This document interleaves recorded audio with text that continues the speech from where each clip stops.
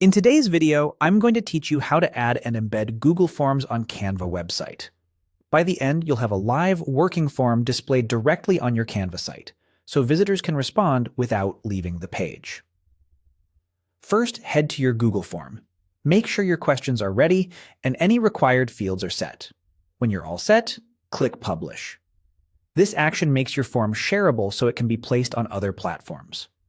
If a confirmation or permissions prompt appears, go ahead and click Publish again to confirm so the form is truly live and accessible. Next, in the sharing options, choose the Shorten Link option. A shorter URL is cleaner and tends to embed more smoothly in some builders. After that, click Copy to place the link on your clipboard.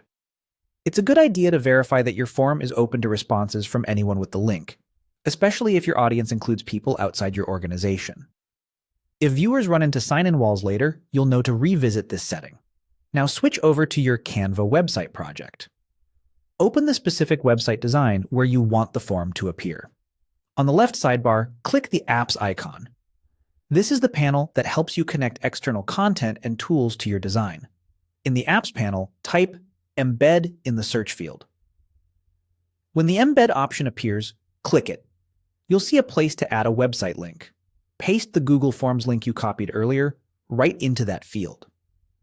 This tells Canva exactly which live form to load on your page. Finally, click Add to Design. Canva will place an interactive frame of your Google form right onto the canvas. Give it a moment to load, then position it where you want it on the page. You can drag the corners to adjust its size so the entire form is comfortable to read and complete.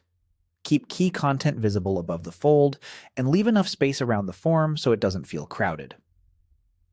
A couple of quick tips as you finish up. If the form doesn't load or asks viewers to sign in, double-check your Google Forms sharing settings to allow responses from anyone with the link.